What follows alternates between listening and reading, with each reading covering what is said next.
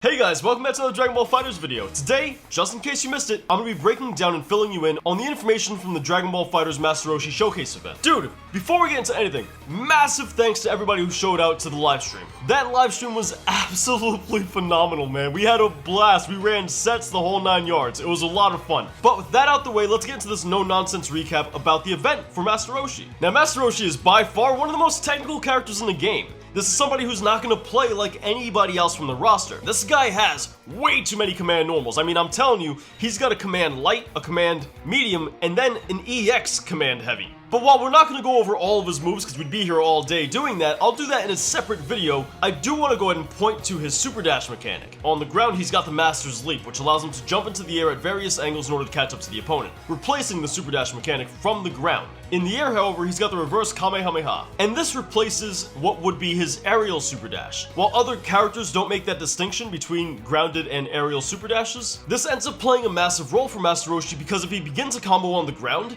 he can use the Master's Leap in order to catch up to you, continue the combo, and where other characters would have to end the combo, Master Roshi can keep going using what would be his super dash mechanic in the form of the reverse Kamehameha in order to go ahead and catch back up to you.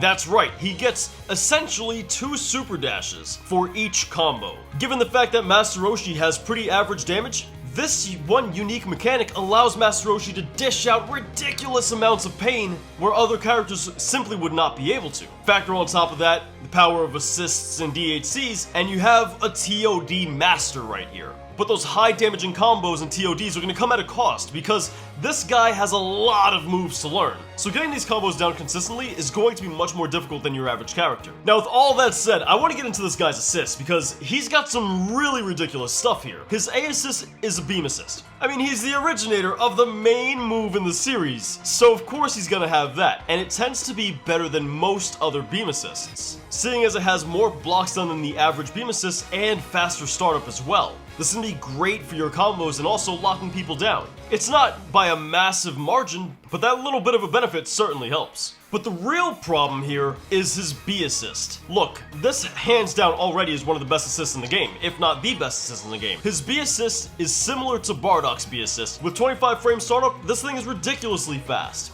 And it's got just as much blocks on as Bardock with 46. If somebody's running both Master Roshi as well as Bardock B assist, you better just put down your controller because you're not going to get a chance to play. You're going to be sitting through loading screens essentially because, well, you're not moving. And honestly, his C assist is what you'd come to expect from a C assist. Now, for the most part, that's all I want to talk about as far as Master Roshi is concerned. I want to get into the patch notes. Now, this new patch that's coming out with Master Roshi is going to be absolutely tremendous. If you're getting worried about whether or not your character got nailed hard, you can relax just a little bit because, well, no character got severely nerfed. While yes, some characters might gotten a tiny adjustment that might be a little bit of a nuisance, nothing really dramatic. Nobody got nerfed into the ground. Not even characters like Bardock's B assist or UI Goku or Z Broly got nerfed super heavily. First thing I want to note is on moves like Hell Zone Grenade and Kefla's move that's very similar to it, they ended up reducing the debris and the particle effects. That way you can actually see what's happening and you can react to it when you're on the receiving end of these attacks.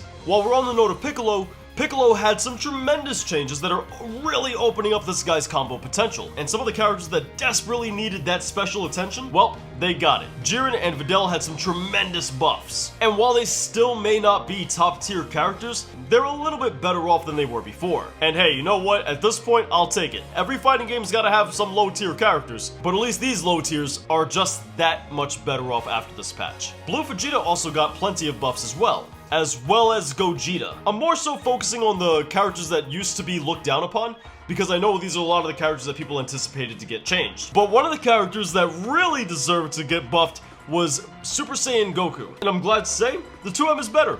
Now clocking in at 12 frame startup. There's a ton of stuff in these patch notes, so if I can find a link, I'm gonna leave it in the description down below and in the pinned comments. Alright, I think that pretty much wraps up the recap, but you can expect a more in-depth look at Master Roshi once he releases. Let me know what you guys think about Master Roshi as well as the patch notes in the comments down below. Lots of characters got changed this patch, so let me know. Are you happy with the changes to your character? If you happen to enjoy today's video, remember to hit the like button, it helps out a bunch, and if you're new here, feel free to subscribe. We put out Dragon Ball FighterZ content daily, and I keep you up to date with all things related to this game. Not to mention the fact we're gonna be doing a giveaway for Master Roshi once he releases. Now with all that said, guys, thank you very much for watching. I'll see you tomorrow.